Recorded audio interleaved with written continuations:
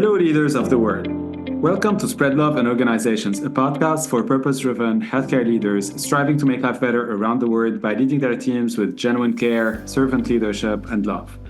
I'm Naji, your host, joined today by Carl Dahlberg, a physician innovator whose passion is solving important problems for real people. Holding degrees from the University of Michigan Medical School and MIT's Sloan School of Management, Carl has a multifaceted background spanning technology, medicine, art, and business. He's co-founder of the MIT Sloan Physicians Group and a mentor with the MIT Sandbox and M6P Explorer innovation programs. Carl blends medical proficiency with entrepreneurial spirit and relentless creativity to drive positive change in healthcare and beyond. Carl, it's great to have you with me today. Great to be here. Thank you. I would love first to hear more about your personal story and what's in between the lines of your journey. Oh, I always feel funny talking about my journey because I feel like sort of a pinball machine. I've got kind of a weird background. I started out as a computer nerd back in junior high school before it was fashionable to be a nerd, and from there went to college and I got a degree in computer science from the University of Michigan. And I guess what I liked about working with computers was making things happen. You could give it instructions and tell it to do something and something exciting would happen. That always appealed to me. From there, I worked out in Silicon Valley for a little while doing IT for a computer reseller. And that was interesting. I love living in the Bay Area. From there, I went to Chicago and I worked in the financial derivatives trading industry, also doing IT for a while. And these were interesting years. Chicago was a fun place to live, and the trading industry is very, how do I put this? There's a lot of human energy in making $1 trillion change hands every day. And it was something that I just couldn't get excited about. You know, the movement of money didn't really matter to me. And I decided that I wanted to go to medical school at the tender young age of 29, and ended up going back to my college, University of Michigan, where I kind of found that the people that most appealed to my personality were the emergency physicians. I liked being the one to make a diagnosis, and in emergency medicine, you never knew what you had to do next. You had some sort of problem, and it might have been something that you had done many times, or it might be something completely new, but you had to interact positively in the situation. So I did my residency, and then I moved out to Massachusetts and been practicing clinical emergency medicine for almost 20 years now. And a few years ago, I started realizing that all that creativity and desire to innovate and solve problems that I liked about working with computers just wasn't being applied. I really looked at the way healthcare was being performed, and you watch the same problem being solved a few thousand times in a row, and you begin to, shake your fist at it and think, can't we just do something about this at a higher level and solve this so it doesn't happen again? And that led me to get involved in medical innovation events. There's a very good medical entrepreneurship and innovation community around Boston. And I kept meeting people that went to the Sloan School at MIT and found them very engaging. And so I went there to get an MBA and training in entrepreneurship and global innovation. It's kind of a weird career among sort of ping-ponging around different industries. Well, thanks a lot for sharing, Carl. It's a great journey. It's not weird, it's a great journey. But I want to follow up on a question because you've been, as you said, your career spanned between tech, business, and medicine, and kind of combining those. Is there, you feel, any common thread in between all of these different experiences that you've had? Yeah, I mean, I get excited about solving problems, and uh, I get most excited about solving important problems for real people. I think this is a thing that drew me into emergency medicine, is that you are whatever problem is in front of you is kind of by definition the worst thing that has happened to that person in a while, and it's an emergency. Like they need something done with that. And I like the creativity of taking a situation and trying to make it better. Um, and I think that is why I didn't stick with the financial industry, because I like solving problems for people. Um, yeah, that's the thread. I love that. Solving problem for people. And I'm an ER doc too, as you know. It's certainly you feel that you're solving a problem that is saving a life. And obviously in the healthcare industry broadly, this is what we work for, and this is what we do. Can I ask you, what is the most exciting problem that you feel we will be solving in the next decade? Oh boy. Um, I think there's a total overhaul that needs to take place in the US healthcare system. This is not a specific problem that needs to be solved, but I think we have this sort of triple point where we're spending an incredible amount of money, far more than any other industrialized nation, and getting very mediocre healthcare outcomes in terms of population health. You can measure that any number of ways, and we come out, kind of the middle of the road when compared to other countries. And at the same point, or same time, we're burning out our healthcare workers.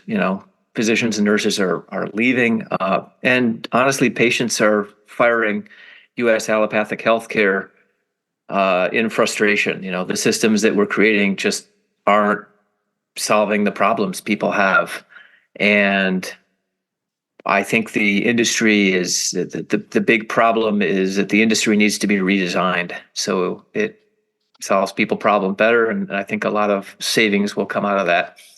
And that's the problem I'm excited about solving right now. So can we dig into this? And I know you've been mentoring a lot of entrepreneurs, startups, obviously working in the healthcare space and trying to solve it.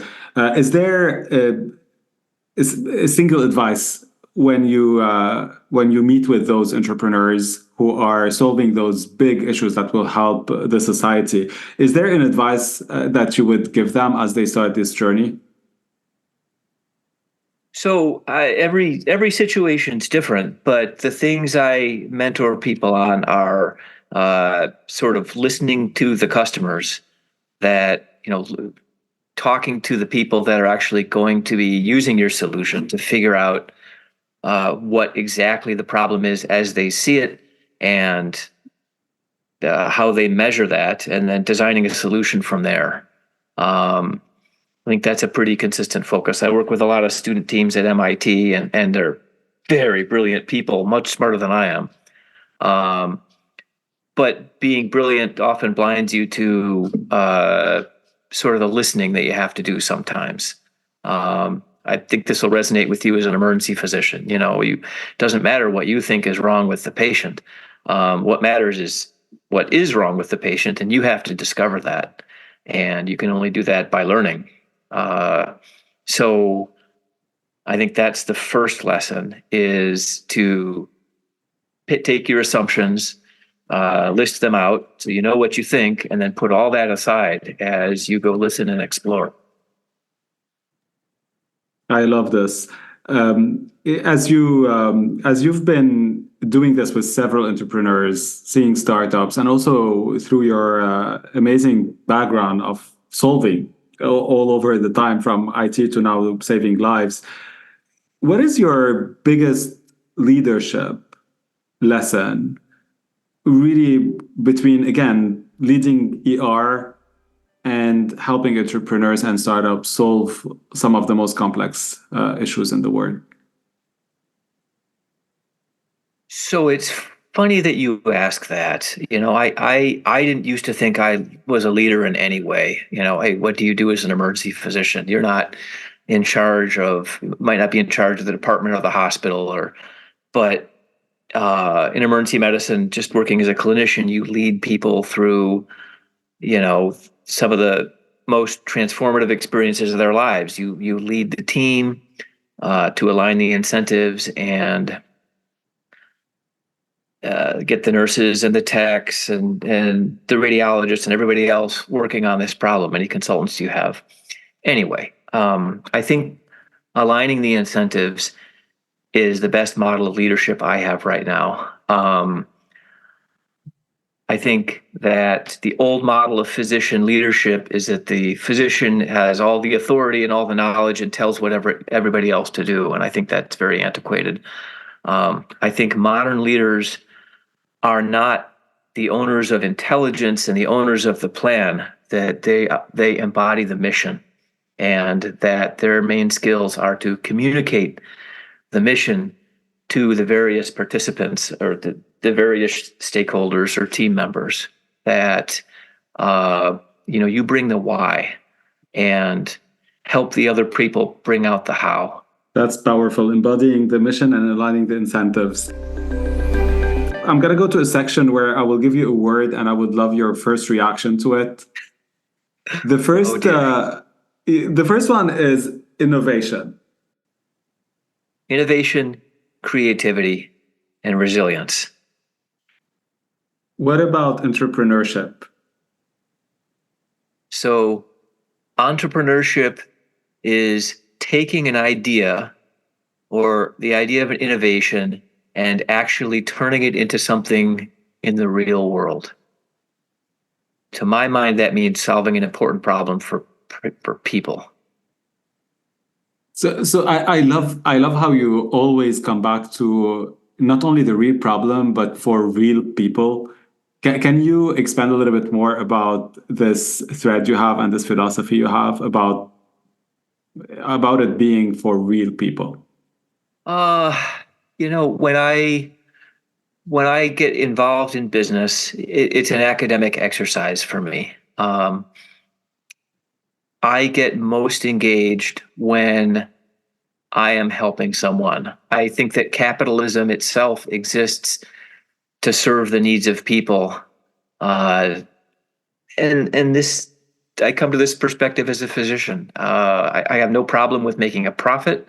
But I think that the organization should serve the needs of its customers, the needs of its employees, and the needs of its stakeholders all together.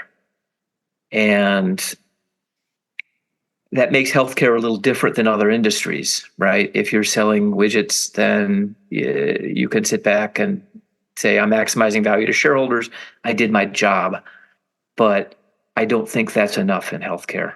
And I think that we have too many people that view it that way, and it's taking U.S. healthcare off our mission. The third word is health equity. So, health equity is second nature to me. I guess health equity to me means learning to see your own biases, your implicit biases that you don't recognize you have. It's kind of like learning to see your own eyeballs, which is tough and usually takes the assistance of somebody outside of you to do. As an emergency physician, I provide healthcare without, any knowledge of who can pay and who can't. That doesn't matter to me. It's a fortunate perspective in the system. But I have to recognize that, the places that I practice in the U.S., we have resources that other parts of the world don't have. Interestingly, one of those resources is not intelligence. We are not the smartest people in the U.S. And I think that the creativity and the spirit of innovation that comes from working with limited resources is actually a great teacher, and that we can all learn from that. I'm not a fan of physicians that walk around saying, I know the best, and I'm going to tell you how it is. I'm much more of a fan of a physician that says, here's what I want to accomplish, and this is why, and how can we accomplish this together? I guess I had a long reaction to that one. It's a great reaction, and I relate to several things you said.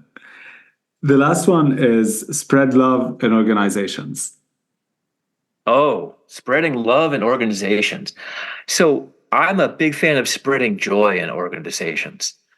Love is a little nebulous to me, but joy I understand instinctively. When you say about spreading love, maybe you love your boss, that sounds weird, or you love your employee.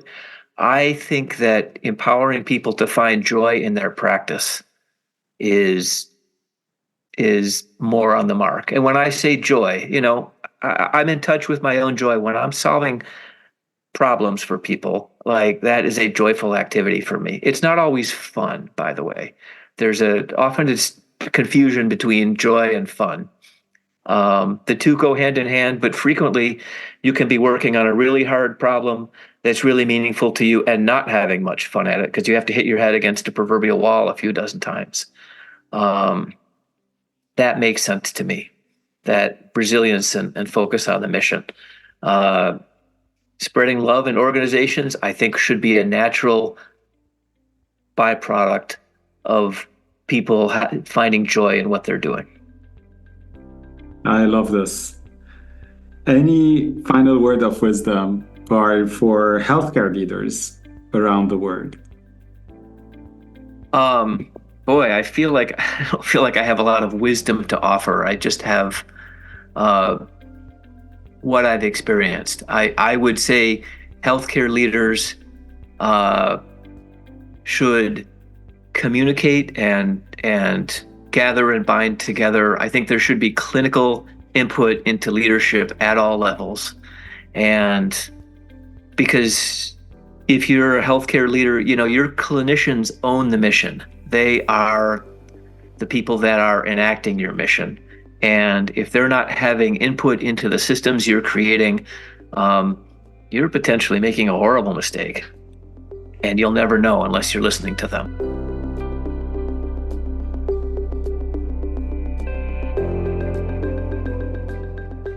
Well, thank you so much, Carl, for being with me today and this great chat.